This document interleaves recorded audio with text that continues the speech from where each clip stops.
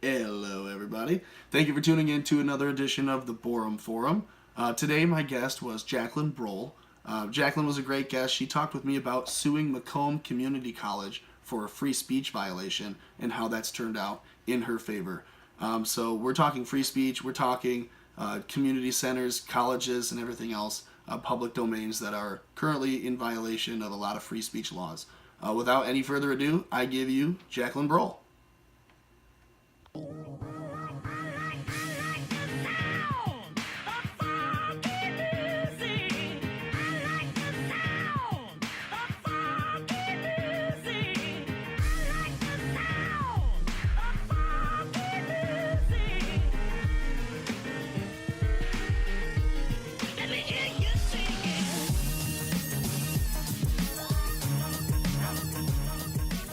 Jaclyn, thanks for joining me. I appreciate it. I wanted to have you on because I know that you sued Macomb County Community College, correct? Yep, Macomb Community College. Okay, awesome. So, without getting any kind of more detail into that official story, can you just tell me, like, first, why, like, what drove you to go to the community college in the first place, and like, explain how you found yourself in the position to end up suing a community college? I started out with community college just to save money. I wasn't sure like where I wanted to go in life. So I started out there. It's much cheaper. And as I was on Twitter, Charlie Kirk, the founder of Turning Point USA, followed me. And everything his Twitter was about, I was like, this is me. Pro Right. capitalism, free markets. I was like, yes. So he was posting Is about that something that you grew up with in the house? Like, yeah. were your parents ultra conservative? Did you grow up thinking that way? No, it wasn't much of my parents. It's more of my grandpa's influence. He is a first generation immigrant to America, Okay. and Where he's from? Germany. Oh, okay. So, Bavaria actually, and when he came here, very conservative, pulled Hashtag himself. Bavarian cream. Right. All right, go ahead. So he was like definitely like the American dream. Pulled himself up from the bootstraps, didn't know a lick of English. Okay. Do you speak German now? I do not know my Do your parents do? yeah, my mom All right. does. My family does.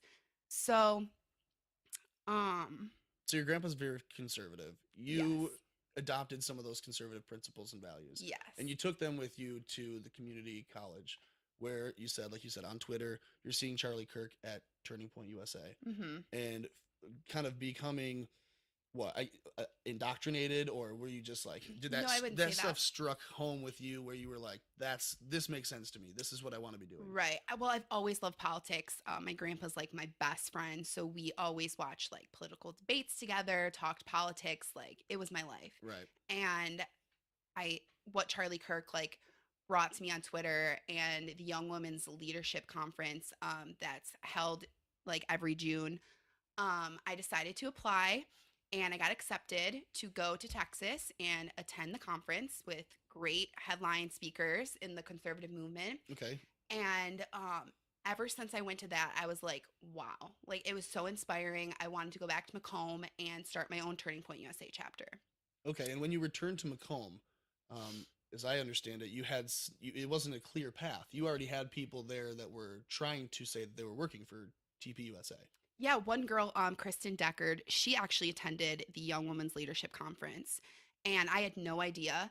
So I contacted her because there was also a Facebook group message for the Young Women's Leadership Conference, and Okay. she was in it.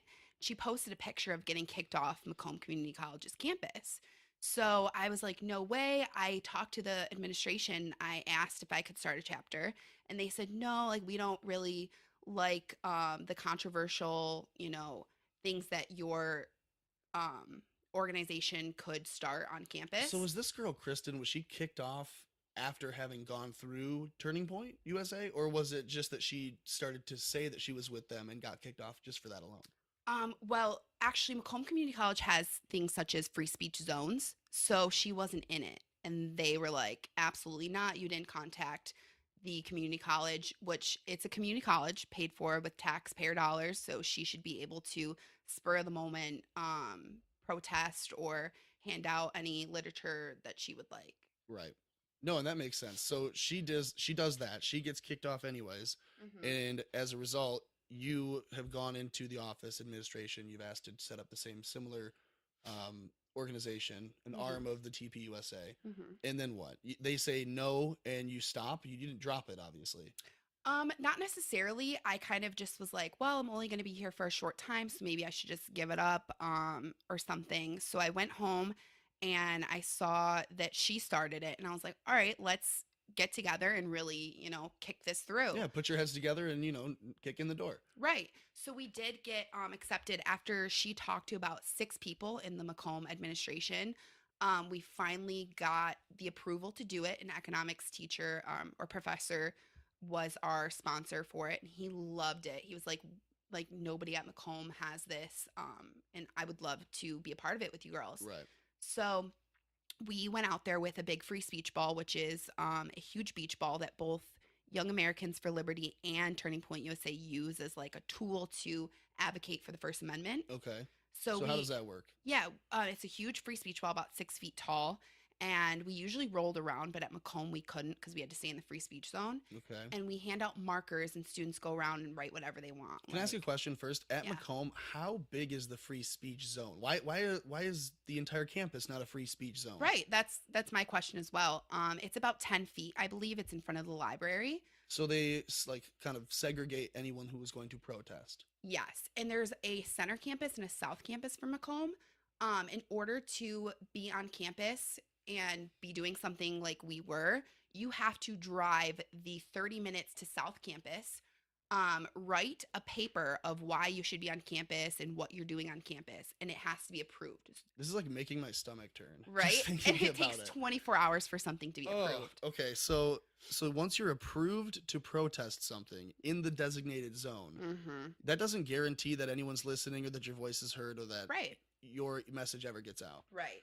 And I feel like it's set up and seeks to do the opposite. Mm-hmm. Like if you are going to be a student organization of any kind that wants to go out and say something against whatever the establishment Right. would be, the first thing they're going to do is try to tell you and put you in a box, tell you where you're allowed to be, tell you Exactly. when you're allowed to do it, and it kind of devalues the point of the protest, I Ex- think. Exactly. And like I said, it's a publicly funded community Right? college. These kids are, I mean, these students, these adults are paying to be there, Right. to use the facilities, to use the infrastructure, and they're doing that in their protest, and they're being Mhm. denied that right. Right. And we inspired so much free thought by being out there. Like the students loved everything we were handing out, everything we were saying. Like they wanted to know more.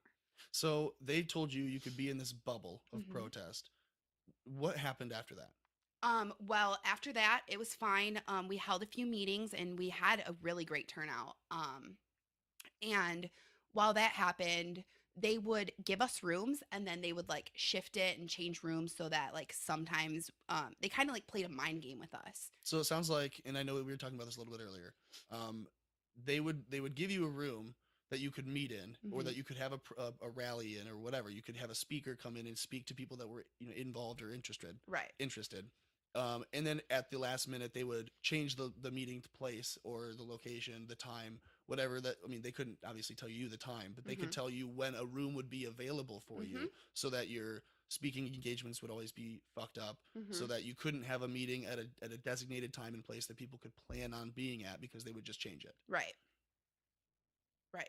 So after What that, was your, I guess, sorry, what was your solution to that then? Like, how did you get around that? well, we just kind of played our cards, and when students were walking by, we would show what our organization was about, and people loved it. They're like, big government sucks, yeah, but they would also be voting for Bernie, so that's another really Mm, great idea of promoting us on campus because students don't understand that Bernie Sanders and socialism is not you know anti-establishment. right. Okay. So we did have a lot of students, and then that semester ended, and I transferred to Western Michigan University. So I was about 2.5 hours away from Macomb Community College, Okay. and I met a really awesome liberty fighter named Nathan Williamson, and he was the field director for Western Michigan through Turning Point You USA. said Nathan Williamson. Yeah. Okay. So I was telling him about it after he sued Grand Valley State University for their free speech code, and he won that, and he sued them through FIRE, which is It's the organization that defends free speech at the higher education. Yeah. So I also was like, we've got to get Macomb Community College. They're awful. We're in this free speech zone. He's like, let's do it. Hmm. So we drove out there one day and we did students for fossil fuels. It was Hug a Dinosaur Day. We got this huge blow up dinosaur and yeah, and we walked around campus with it and so many kids were like, oh my gosh, what's this dinosaur doing? Like it Right. sparked conversation. Right. It got people interested. It kind of started a conversation. Right. And Yeah. and it wasn't intimidating. It wasn't Right. people picketing and saying, "Will you sign this survey? Mm-hmm. Will, legalize this cause for me, please? Give Right. me more money or welfare." It's I'm carrying around a fucking dinosaur. Mm-hmm. And the students loved it. They were stopping like, this is awesome, hugging the dinosaur, signing up, like actually listening to what we had to say. Right. And then here comes the free speech police, which is campus police. Security, you're right. Yeah. And they're like, you need to leave right now. Like you're not allowed to be on campus. You need to go to South Campus and get this approved if you want to be out here handing out literature.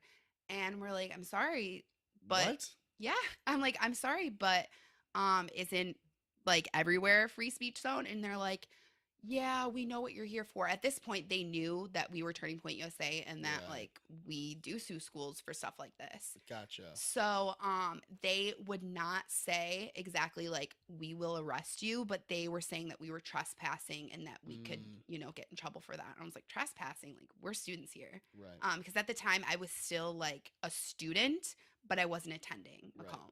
So we contacted. That's still fair though. I mean, you're a student nonetheless. Right. Yeah, nonetheless, and it counted. So we got. Hang on. How about this? If Mhm. if that security guard says you're not allowed to be here because you're not a student, or says you're not allowed to be here because you're not enrolled in classes, Mhm. how would you go to enroll necessarily? You just sign up and you're already accepted. No, I'm just saying, like, I mean, jokingly to him, Mm-hmm. he says you're not an enrolled student. If you're not allowed on campus, how the fuck can you enroll in classes? Right. And not only that, my mom still pays the taxes, like I'm still a taxpayer. So regardless, you're allowed to be there. Right. And you're allowed to promote whatever you want. Mm-hmm. And he tried to tell you that essentially you were being shut down. Right. And I mean, the Jehovah's Witnesses were already there too, handing out their papers in the free speech zone. So I'm going to go around the corner, Right. So we got. Do Jehovah's Witness people believe in higher education, or is that another one of those things they can't have? I'm not sure. Because how the hell are they students?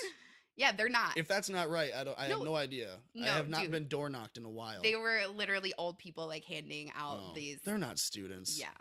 So, Okay. but they got approved. So. Not for a blood transfusion, they didn't. So anyway, got him. Okay. Anyway, so we got in contact with a lawyer through Fire. Okay. And we talked it through. My friends met with him. I did not have availability to meet with him. Okay. But right now we are in the case. It's been a year-long case that we've been going through. Macomb did speak out. We had a bunch of news reports on the case that we had. So what did you hang on, I just want to make sure that this is clear. The case involves what's the accusation? What's the actual case being made? The case being made is that we should not be higher education is the cornerstone for free thought. We should be able to be on campus speaking freely anywhere we want. Right. And that was basically what us as students wanted to force Macomb to do, is cut the free speech. If we want to, because it would be differently if we were protesting for, say, Donald Trump and how fascist Nazi he is or whatever on campus. That would be fine. Okay. I feel like we wouldn't get in trouble, but because we are spreading like a conservative message, I feel like it's almost like triggering them. But to be clear, it's not a Nazi message or a Trump message No, that you're even not at all. promoting. I'm saying that you were out there just talking about like capitalism, student, right? Okay, by student economic organization, because right, didn't you say your economic professor was the one who like was supportive of this in the first place? Right. No, to clear that up, what I was saying is I feel like if we were anti-Trump being on campus, I feel like we would not have been kicked off campus. No, yeah, and I totally agree, because when you look at the people that are being censored, the people that are being asked to leave campuses or are not being allowed to be scheduled on campuses, they're only conservative people. Right. We're pushing the status quo and they don't like it. Right. And it's another thing to say, like, yeah, someone else could come and protest Trump or say whatever they want about the current administration and not be in trouble for it. Hmm. Um, I feel like maybe this week that might have changed. Like I feel like right now, October, basically, let's say Halloween going forward, 2017. I honestly feel like there will be more of a crackdown on that stuff because they're looking silly. Hmm. Like right now, at least with the news cycle, we're seeing Uranium One information coming out. Hmm. We're seeing the Dossier Gate information coming out. Right. Yeah. A lot of Aberdeen's emails coming out that were on that server. Hmm. So like, there's more and more, there every single day. There's like 4 or 5 more dominoes that continue to fall. Hmm. And my thought is, at some point, and I think it's now, Hmm. we're going to have people kind of wake up, not to be cliche, Right. but wake up to kind of the blind following of, we're just going to do what's politically correct or what's opportunistic and expedient for us in the position we're in. So you're talking about the people at Macomb just saying no, you need to leave, or the people at Grand Valley saying no, you need to leave. They're doing that because they think it's easier to ask you, a polite person who's following the rules, to leave entirely than it is to ask the impolite assholes who don't know any better, who are out yelling against what you're saying. Hmm. And It's this, harder to take on the Antifa. It's harder to take on right. BLM. It's harder to take on domestic terrorist groups Hmm. because they already don't follow the law. Yeah. So asking them to follow the law and disperse in an orderly fashion, they can't do it. Right. But they can ask people that are protesting for free speech, a right we already have. They're following the law by doing that. Right. And all we really are out there doing is Fired up. sparking the conversation. Like, we want to talk about this with students and we want their opinions and we want to give them ours. I've had very intelligent conversation with students, and then I've had very non-intelligent conversation with students. Right. And just to also make this clear, is this is a nationwide problem. Like, Turning Point USA has nationally sued, like, probably hundreds of colleges. Really? Yes.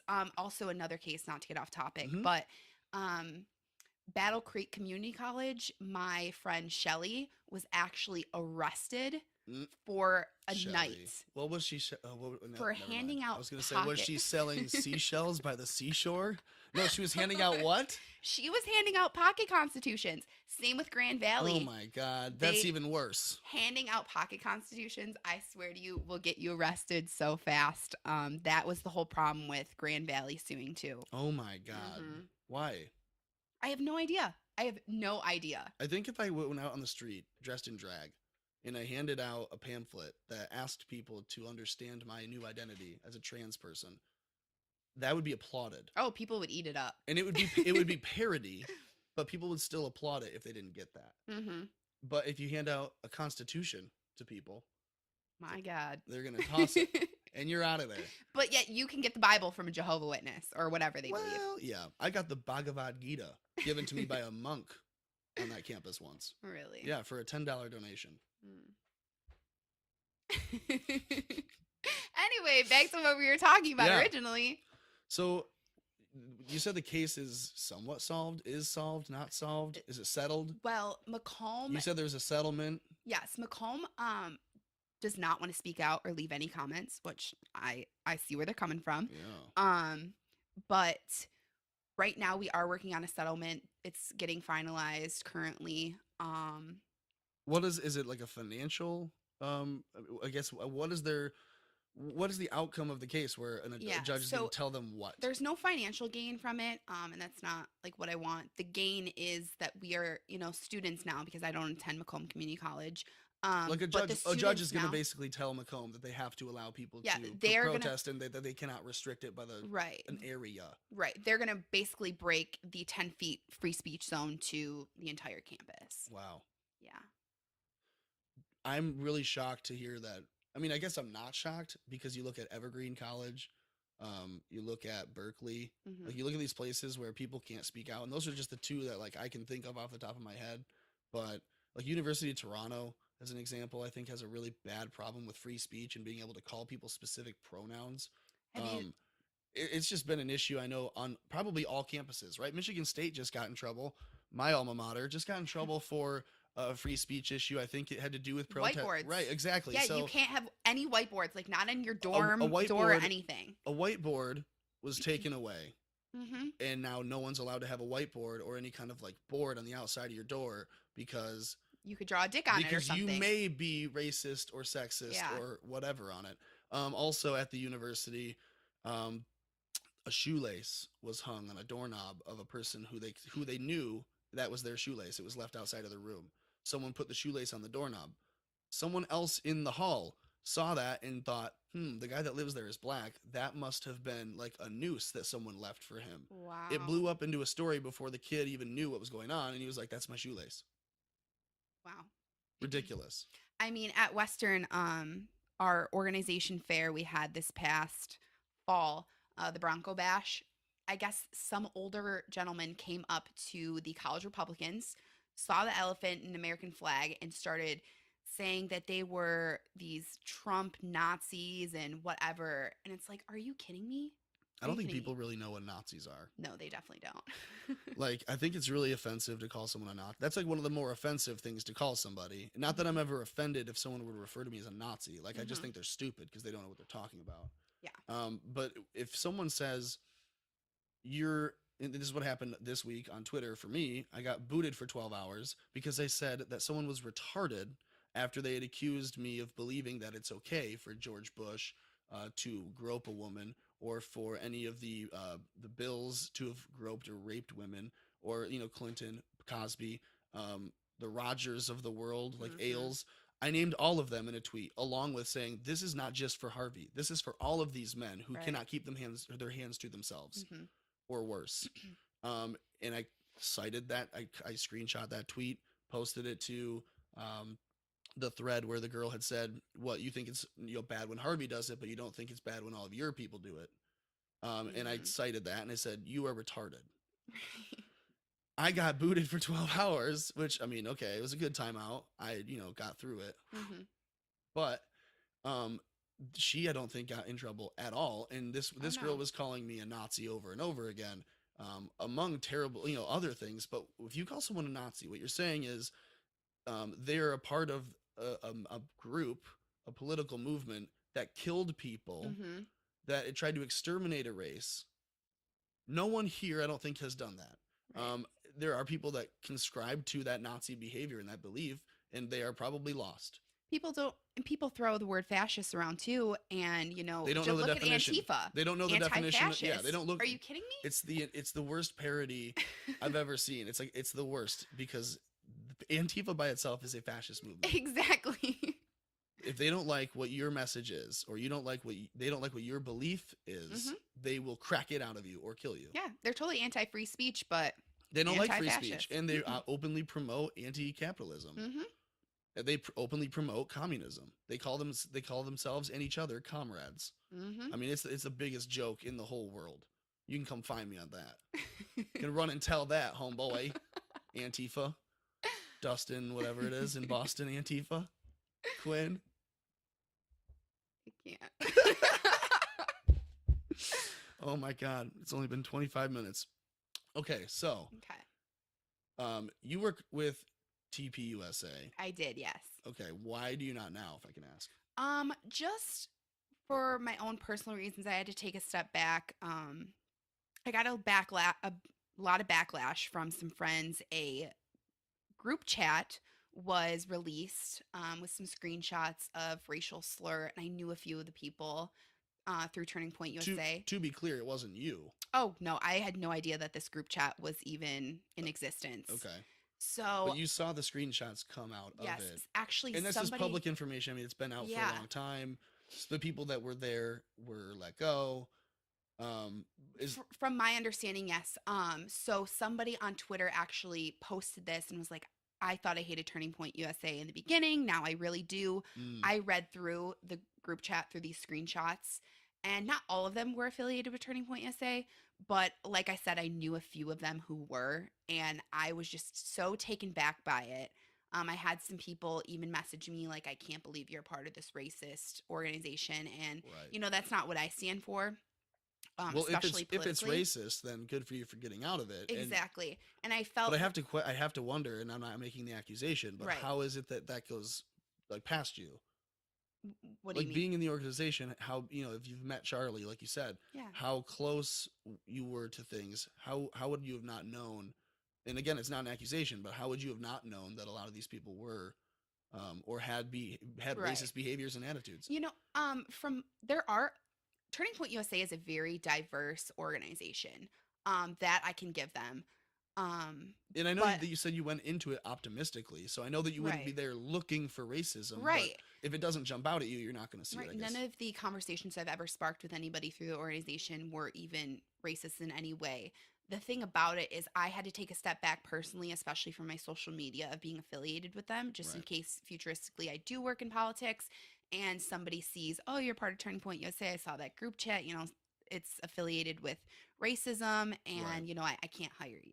Right. And And it's I'm really not hard saying to explain that retroactively. exactly. And it's not I'm saying that would happen or whatever. It's the could. Right. And I'm, trying, I'm going to graduate college soon and, go out into the job market, and I don't want that label on me. Yeah, that So, makes total sense. I mean, you don't mhm. want really negative, nasty stuff affiliated Right. with you And in the it's first place. like I said, it's a great organization to be part of. I love working with them, and the conferences that they hold are out of this world. They have great speakers and they do great things on college campuses, but that affiliation, that exposure just really kind of Yeah. hurt.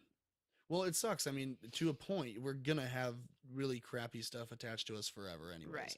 Yeah, I All of the agree. parents, especially now with young kids that post pictures of their kids on Instagram all the Mhm. time, every day there's a new picture of their kid with like the hashtag of Mhm. some pun with their name in it to try to make them Mhm. like internet famous, like Gavin. Yeah. Gavin's the man. Everyone else, shut the fuck up. But those parents are putting those kids through hell in their future Mhm. because imagine trying to run for anything. Mhm. We won't have a question of transparency unless we're discussing what information has been released. It's not if we can get the information Mhm. anymore, because a kid who is born today, his entire life will have been documented. Mhm. And if he runs for any kind of office, we'll be able to go back and see every single thing he's ever done, It's posted, true. tweet, said, liked, jerked off to, anything. and Jeez. and we'll know when that kid does all those things too, and we'll know when he's an adult doing those things, and it'll be public knowledge, like it'll be public information. Yeah, The that's question will just be who owns the information, yeah, who's that's releasing it. WikiLeaks is the type of organization that chooses to steal that information from whoever owns it and releases it for the public. I think that's almost a good service. wow, you just killed my Christian mommy blog. Oh no. I really want to be the Christian mommy blog. This is a Christian server only. Get your swear words out of here. You can still be a Christian mommy blog. Well, no, I can't post my son because I want to raise like really cute conservative kids. You still can. You just don't have to post them every day. You're right. Or do, but just, I don't know. It's interesting. Actually, it might be good for their future campaign. Well, you know what? If you're curating the information that's being posted, then of course it is. Right. But I'm more talking about the 11-year-old with a cell phone for the first time. Yeah. What is that kid doing? What is on that phone that in 34 years would bite him in the ass in a campaign? Yeah, you could be sending nudes, asking for When nudes. you were 11, you took a picture of your penis. Brian Williams, in possession of child pornography. Took a picture of his own. That actually happened. There was a high school football player who got kicked off the team, off the season, lost his scholarship, full ride, I think, or whatever. It was a scholarship for football. Got kicked off the team his senior year, or for his senior year, and lost it all because he had nudes of his girlfriend in high school, and he had his own dick pic in high school. So he's older. No. It was Oh, just that okay. he was a minor, and he had a picture of his dick and his girlfriend's junk, and together I don't know exactly how it went down. I mean, this is all from memory, and this was a while ago. But the kid had a picture of his own penis on his phone, Nice. and they said, "You have child pornography because it's your minor dick. It's your minor dick. It's your minor dick." Oh my gosh, that's awful. Hashtag minor dick. And so he got kicked off the team. He didn't get his scholarship. What do you do about that? Yeah, that's But sad. but that's what I'm saying is like that's the kind of thing that would ruin someone in the future, when they're like I said 11, 12, they're going to porn sites. They're maybe they're going in people that don't know enough to know how to do something, but they know how to be dangerous with it. Yeah. Like kids that are given a phone with internet privileges for the first time. Those are kids that don't know what commenting is or how to like post things necessarily, but they know how to type.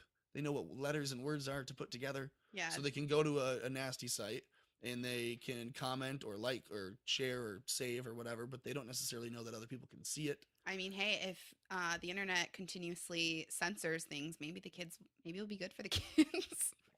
It's for the children. That's a joke. The censorship is for the children. No, but honestly, I think I feel like internet censorship is a bad thing. Oh, I agree. I agree. Because any kind of censorship, and it's a capitalist area. The internet's a free market. Like, you can pay to be on it. You can pay to promote things. As long as you have a website, you can pretty much put whatever you want on it and not really be in trouble unless it's illegal material. Yeah. And beyond that, like, you can have a business online. You can do literally anything online. I don't think we have to explain that to people. Have you seen Twitter lately? I was reading through a thread. No, I had 12 hours where I couldn't see Twitter, Jaclyn. Hashtag free Tommy. Anyway, I was scrolling through this thread and it had like this Twitter comment. It was like, click if you want to see the offensive speech, or whatever. I don't even know. So I clicked it. Okay, yeah, because if Twitter has not safe for work or explicit content, you have to click on it for them to like show you it in the window. Yeah, it says right away too. I think it even said something like, this could be triggering or offensive. So I clicked it and all it says said, triggering? Okay, content is marked as possibly offensive. Yes, something like that. Okay. So I clicked it and all it said was like, you're a bitch or something. And I was like, are you kidding me? Who is offended? Well, okay, somebody could be offended by it, but come on. Okay, I actually have a friend who we were watching the Michigan State football game, and I said something like, yeah, bitch. And well, fuck yeah, Michigan State wrecked it. And she said, like, why do you have to call everything a bitch? Like, she goes, is it because, and she wasn't making an accusation. She was just, pointing it out. She was like, you said bitch like 3 or 4 times in the last 2 hours. Is that like a way of insulting women?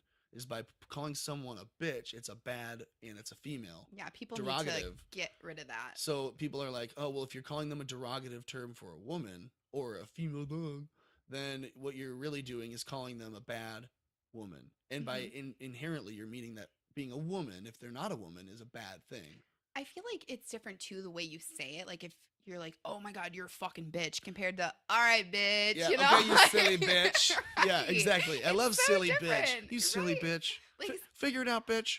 Right. I love it. Like, or like when you're about to spill some tea and you're like, bitch, hold yeah. up. Like, I got some tea. Or like if you're talking to any inanimate object, stub your toe, you son of a bitch. Right? Okay, so that's not a really bad thing, but she asked me, like, okay, what doesn't this mean, like, inherently in your mind that if you call someone a bitch, it's a bad thing?